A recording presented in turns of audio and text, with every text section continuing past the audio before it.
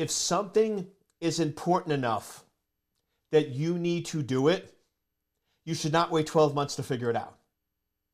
And the other thing is, if something is so broken that it took you 12 months to identify that it's broken, it probably is beyond repair and needs to be built from scratch. Welcome to Life of a CISO. I'm Dr. Eric Cole, your host, and we'll be taking you on a journey each week on what it takes to be a CISO and what are solutions that you can implement today if you are currently a Chief Information Security Officer or if you want to be one in the future. This is Life of a CISO.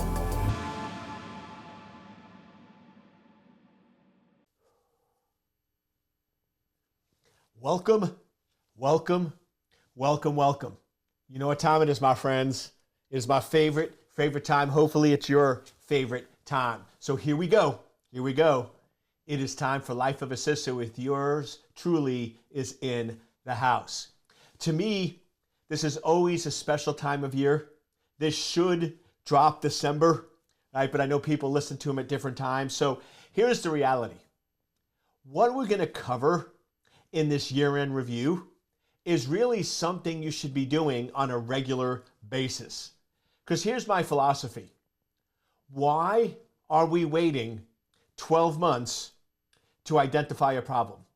12 months to identify an issue. This is why I think New Year's resolutions are the biggest gag on the planet, the funniest thing. And even now, it's more of a joke than a reality, where if you actually watch as we finish up December into January, most of the posts on New Year's resolutions are going to be jokes, memes, or wait, last year I made it 3 days, this year I made it 7 days. And the reality is, if something is important enough that you need to do it, you should not wait 12 months to figure it out. And the other thing is, if something is so broken that it took you 12 months to identify that it's broken, it probably is beyond repair and needs to be built from scratch. And therefore, a simple New Year's resolution is not going to get the job done. So for example, if we use a non-cyber example, the one that always comes up is exercise, health, losing weight. Well, here's the reality. If you didn't focus on fitness, exercise, and health for 12 months, you probably have some health problems, some weight problems, and some huge mindset issues around fitness. If you haven't gone to the gym in 6 or 12 months, there are definitely some habits, some mindsets, and some negative connotations you have around that. So if you think you're just going to say, I'm going to wake up on January 1, go to the gym every day for an hour, and it's that simple and easy to fix the problem, you're fooling yourself. It is broken beyond repair. You need to go in and say, okay, why have I not been exercising? What are the real issues? What are the beliefs? You might have to go back and go, is there something from 5, 10, or 15 years ago? When did you first start believing that you were not good at fitness or fitness wasn't important? There's a lot more work that needs to be done, my friends. And it's the same thing with being a world-class CISO. If you have been more of a security engineer and you haven't been a CISO and you're frustrated and you're tired, it should have been fixed earlier. But if you just say, oh, my New Year's resolution is I'm just going to meet with the executives every day, it's not going to last, because here's the reality. They don't view you as a CISO. You have not been showing up as a CISO. So unless you make drastic changes in how you view show up and you start rebuilding that infrastructure around your title, your job, and what you do, it's not going to be a quick fix. And that's sort of my message with these New Year's resolutions. They're often quick fixes to problems that need more of a focus and structural change around it. So first, this is something you should be doing daily, weekly, monthly, and here's the reality. The more often you do it, the easier it becomes. However, it's not bad to do a major review and overhaul once a year. Just really step back and just be honest. Let's look at the last 12 months and let's just really understand what we've done, what we haven't done, and where we're at. And by the way, this of course is focused on chief information security officers, but it's funny is a large percent of the emails and feedback I get are from people that are not CISOs, but they still find this valuable. So hopefully you realize you can do this with any job. So if you're attorney, accountant, engineer, just replace CISO with whatever that title is, and the same exact process works. But the first most important thing that you need to do when you're doing a year-end review is get very, very clear about what is a CISO. And the way I like to call it, and to throw some people off, is I don't call it a CISO position because it's sort of negatively connotated more with an advanced position for security engineers. I go on the soapbox, I do keynotes, I do podcasts. A chief information security officer is not a technical position. It's not advancement for security engineers. If you've listened to me, you know all this, but it's worth repeating. The longer you're a security engineer, the harder it is to become a CISO. Contrary to what people think, working in security as a security engineer for 12 to 15 years and then becoming a CISO can be done if you realize you have to redefine who you are. CISO is not a technical position. It's not a security engineer on steroids. The more you think and act like a security engineer, the less successful you will be at a CISO. You need to understand what a security engineer does. You need to have a general knowledge of security, but you are not a security engineer when you are in a CISO position. However, so many people think that a CISO is just advancement for security engineers. So what I like to do is I call it a CO with IS position, because it's really the outer layer, the outer letters, and the inner letters. You're really a chief officer with the focus on information security. So when I go in and I talk to execs or even CISOs and I say, the job is really a CO with an IS, it tends to resonate a lot better. It tends to get a lot more clarity. Your primary focus is a chief officer, which means your primary focus is on the growth and success of the company. Your primary focus is on revenue and profitability. Now, I always give the disclaimer because I never want somebody to stop listening. This still works if you're in the government, if you're a nonprofit, because guess what? There's still a mission, there's still a purpose, there's still chief officers, right, that are focused on that mission of that entity. So if you're a chief officer with a focus on information security for the military or State Department or CIA, your focus is on the primary mission of that organization. What is that primary mission? At some level, to defend and protect America. And it might get a little more specific, but that's your primary focus. Then the secondary focus is information security to allow that to happen. So first thing I want you to do when we're doing this year-end review is, what is the primary focus of your company? If you are looking at chief officer, we're taking away the middle letters. So I don't care if it's CEO, if it's CFO, if it's COO, or if it's CISO. I just want to step back. They all have in common chief officers. What is the primary focus of a chief officer for the organization you work at? Need to get crystal clear on that. And this is something that's important to get vetting and validation from the other chief officers. And depending on how engaged you have been, this could be pretty easy or this might be foreign. Because the first reality is chief officers, anybody who's a chief officer, should be talking hanging out, meeting, and conversing on a regular basis. Because guess what? All 4 or 5 of you, typically in an organization, there's only 4 or 5 people that have a chief officer title. And those 4 or 5 people, they are the ones that are primarily focused on the growth and success of that entity. If it's commercial, it's on profitability, revenue, margins, and all those different areas. That's the primary focus. So therefore, there's only 4 or 5 of you.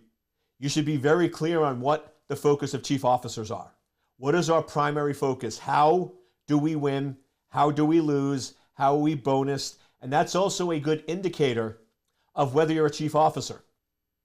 If you go in and there's 5 people whose title starts with a C and ends with an O, and typically they're CEO, COO, CFO, CISO, and then it's often called chief legal counsel, but they're really chief officer of legal. They just call it a slightly different title. So those are the core 5 people. You should step back and say, where do they sit? How are they compensated? What do they do? And what you'll find is in many, many cases, 4 of the chief officers are paid a reasonable salary, but a large percent is bonus based. So it's not atypical for a chief officer to make $400 to $500K, but to make anywhere from $1 to $5 million in bonuses. However, you then have one chief officer, you, the CISO, that's probably not compensated the same way. And then the 4 chief officers all sit in the executive suite. They typically sit on a top floor depending on where you are. But if you're like in a big city like New York City, they're going to be on one of the top floors, and each one's going to have a corner office. But where do you sit? At the data center with the security folks, right? So right away, you should start deciding how much of this do I want to push or accomplish, because this could take 2 to 3 years. If you haven't been, if you have the title but you haven't been showing up as a chief officer, getting those battles won, getting your office a switch, getting the compensation change, those could take years. Now, getting involved, getting respected, meeting with them, being involved in board meetings, that's stuff that can happen within 3 to 6 months. So getting treated by the other peers as a chief officer should be your primary goal. Then getting office, comp, and other restructured, that could take more time. But you have to really ask yourself, are you really committed to being a chief officer with a focus on information security? And get really clear on what chief officers do. And then get really clear on how does information security support the business? How does information security become a business enabler? How does information security help increase the revenue and profitability? That is your primary homework assignment. Because if you don't have that figured out, what you're essentially doing is becoming better at what you don't want to be, which is probably a chief security engineer or a chief scientist, right? And that's okay if you want to be that. And when I work with some clients, we actually make that decision where I work with the CISO who has the CISO title for 3 to 4 months. And guess what? It's evident they really don't want to be a chief officer with information security focus. That they enjoy the tech. They love the tech, and they really would rather be a senior scientist or a senior fellow or sort of one of the top brains in that organization. And that's good. And I usually work with them or I coach them and we go back and go, listen, I know you gave me this title, but just to be fair to you and fair to the organization, it's not what I really want to do. I want to be technical. This is not a technical position. I didn't realize that. You didn't realize that. And this isn't the best for you. So I'd like to stay in the organization as a chief advisor, chief this or whatever. But I think we should find somebody else to really be the chief officer focused on information security. And that's okay. Don't force a square peg into a round hole. Trust me, you can make a lot of money being technical. If you want to be honest, if you go back and look at the 100 richest people or the 200 richest people in this country, a large percent of them were technical people that were number 3, number 4, number 5, number 6, number 7 at Microsoft, Google, Cisco, and Amazon. Typically, when these companies started, they didn't need a lot of MBAs. They need a lot of managers. When Microsoft started, right, it was Bill Gates, Paul Allen, and a few other techie people. Right? It wasn't until they grew and got a lot bigger, and many of those technical people, number 3, number 4, number 5, make a lot more than the current executive team that is there. And Google and Amazon's the same way. So this concept that the only way to get more money, be recognized, is to move into management and get an MBA is not a true statement. If you are clear and focused and get in the right organization, you can make a lot of money being the problem solver, being the technical genius. So this is one where a lot of my life of a CISO is really probably 30 or 40% is convincing people that they don't want to be that. And that's cool.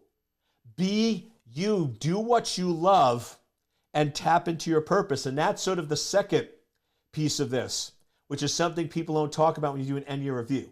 So we have very clear what a chief officer is and what information security does to support that chief officer position. So you're very clear on what the position is supposed to be. Now, before we start saying, how did you do this year? I want you to do a second step. And that second step is this. What is your purpose? Why are you here? What do you love to do? And a good way to do this is just, first, when are you most happy? When are you most relaxed? When are you most focused? Is it when you're in board meetings? Is it when you're sitting with the other executives? Or is it when you're working with the techie team? Or is it when there's a problem with the firewall and it's on the weekend and you can't get a hold of any of your tech teams, so you go in and it's just you in the data center and you're troubleshooting the firewall, the rule set, and you're getting it to work. And you just have this sense of a like, that was awesome. Right? What is it that really gets you excited? What do you love to do? What's gets you in your Zen state and focus? And if you're just a little bit of aware and just go track yourself throughout the day, okay, how am I feeling? When am I most happy? When am I most relaxed? It'll start to tell you. If you don't know, ask those around you. Ask those closest to you. Friends, family, coworkers, significant others. Now, here's the thing. Be very open. Don't defend. Don't criticize. Just listen. Because what I find is those around you care about you and love you. And they know what makes you happy. And they've been trying probably for the last several years to try to tell you, to try to be like, hey, dude, you need to focus in on this. So, and you've been defensive going, no, I have to do this, I have to do that. I sometimes, depending on the level of coaching I do, if it's sort of really high level coaching, in-depth one-on-one, I basically need to get into your life. I need to understand what works and doesn't. So I'll come and take your family out to dinner. I'll even try to do an extended day, because guess what? Your family will tell me more about you than you will. Because here's the reality. You don't intend to do it, but a part of you thinks, I must be a CISO. I must move into management. I must get my MBA in order to be wildly successful. yet it's contrary to who you are, what you do, and what you love. So you're not deliberately lying to me, but you're not telling me the truth because you think this is what you're supposed to do. But guess what? Those around you know the truth.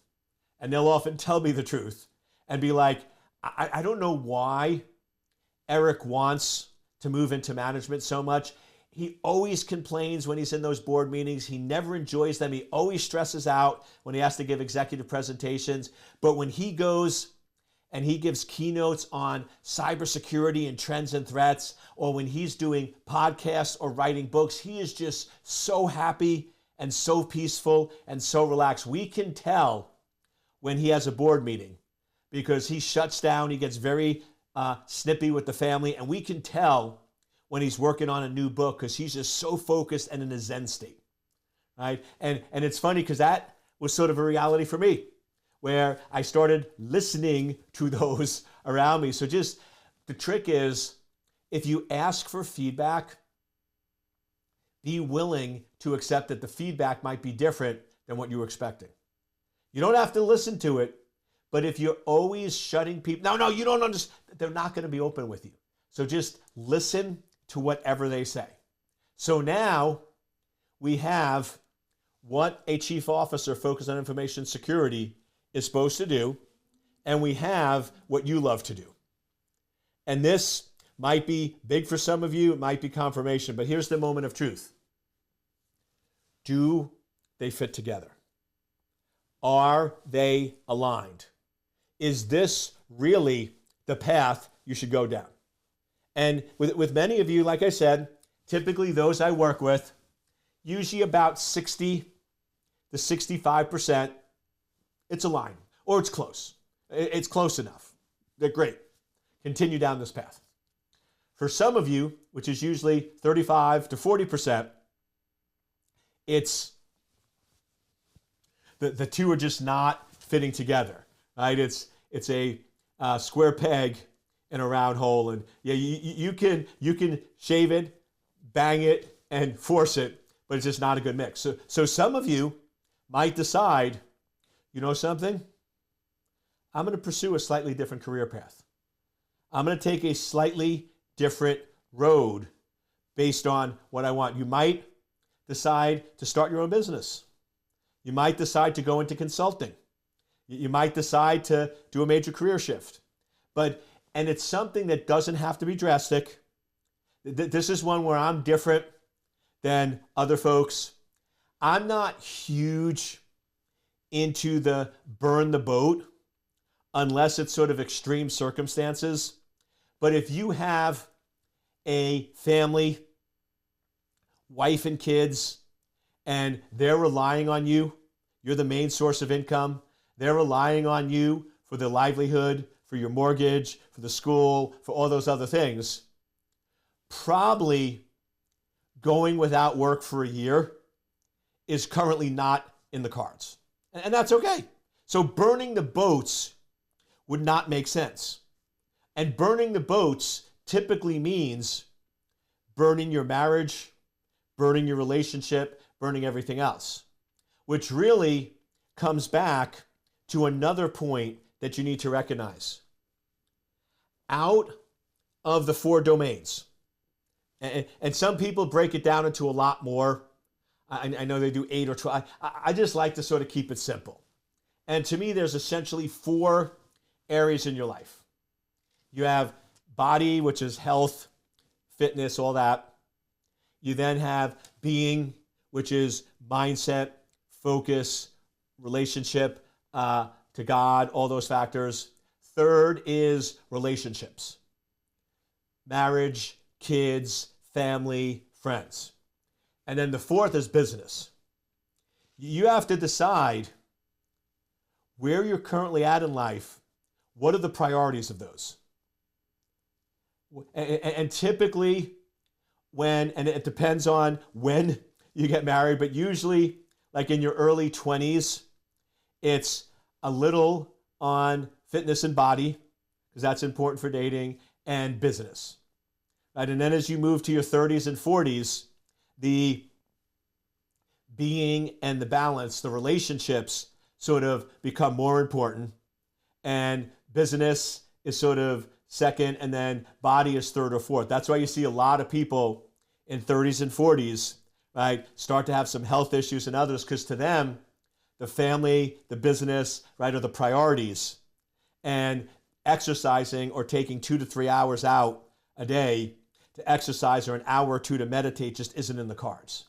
And as sort of the kids get older and move out of the house and you do empty nesters in your 50s, 60s, right, the relationships become a little less, and all of a sudden the being and the body become very, very important, because you realize if your body's not healthy, you're not going to live very long, and then business might become top priority.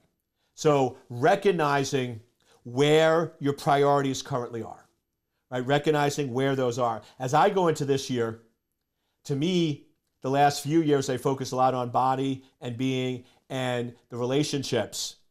And really now, my primary focus is on my mission and purpose in my business, which is securing cyberspace, which is being America's cyber czar, which is really raising awareness that we're at war and this is unacceptable.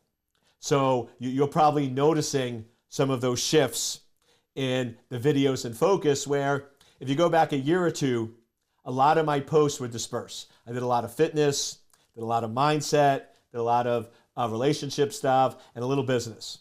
And now you're seeing a lot more business. So it's really recognizing, I call it sort of the seasons of your life, where body becomes very important. When you're born, right, the first 5 years of your life, body is number important. Really, mindset, relationships, business, right? It's really about surviving and getting your body as healthy as possible. And then you could argue that sort of as you go through school, right, it's really survival and mindset are the most important, learning and a little business. And then as you move into the 20s, as we said, all of a sudden the relationships and business sort of take priority. So it's really what season are you in, and that's going to dictate the actions. Right now, you might be in a situation where you have a job and it's fairly comfortable. It's pretty safe. You work about 40 hours and you can go to all the soccer practices, you can go to all the games, you can do, if that's what's important to you. And you play golf on the weekends, and if those are your priorities right now, then even if there's a misalignment, right, even if you're going, yeah, it's not really aligned with what I want, but it's okay for a year or two because those are more important than my purpose right now. It's not hurting my purpose, it's just not directly aligned. These are important decisions to have, because if you don't, you could be doing things that are causing unnecessary problems and friction that are not needed. And that's why I'm typically not a fan of the burning the boat philosophy, because it might not be the right timing. You might want to do a slow transition. Heck, you might want to get back on the boat. Now, I know some people are like, well, no, if that's the price. Yeah, but once again, you might not be in the right season, right? So just recognizing the season that you're in. So now we know what a chief officer focused on information security is. We know what your purpose and mission is. We know whether it's aligned or not. And now we know what season you're in, whether it makes sense to continue or to slowly transition out into another job or another position. And that could be 3, 6, 9, 12, 2 or 3 years. So you now have the time frame for that transition or change. Now, with all of that context and all that information, now you can go back and you can look at the last 12 months and say, okay, what worked and what didn't work? What are the big areas that as we go into next year in CISO, I need to focus on?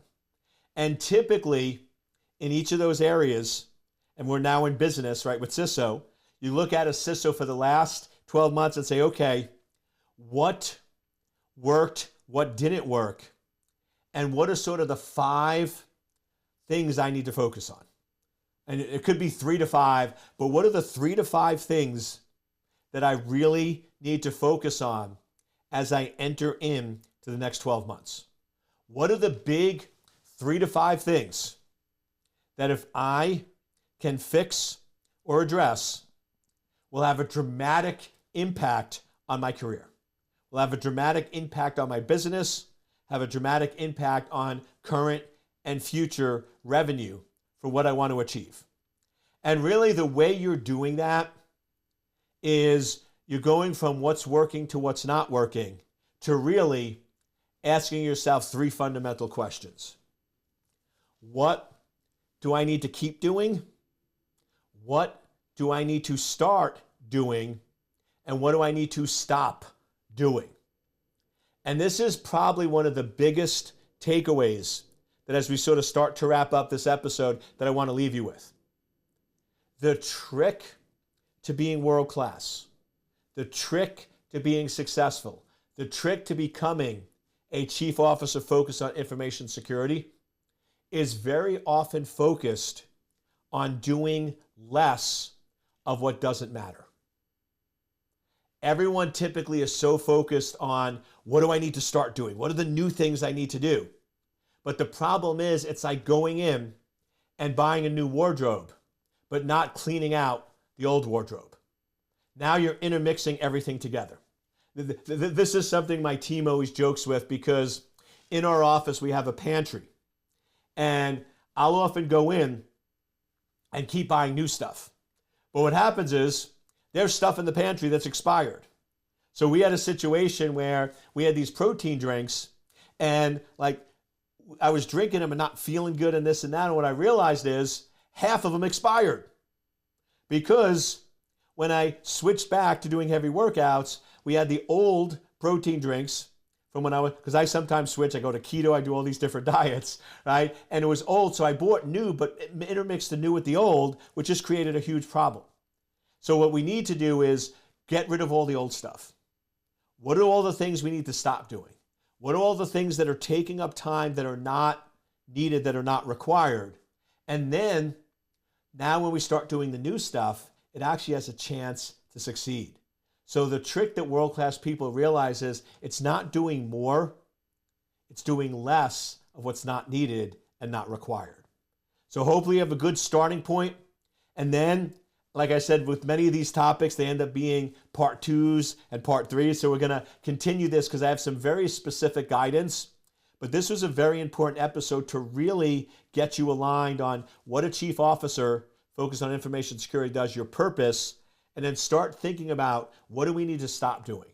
What is not serving us? What are the things we need to remove and simplify your life so we're really just focused on 3 to 5 things that if we can do really, really well will make us one of the best chief information security officers on planet Earth.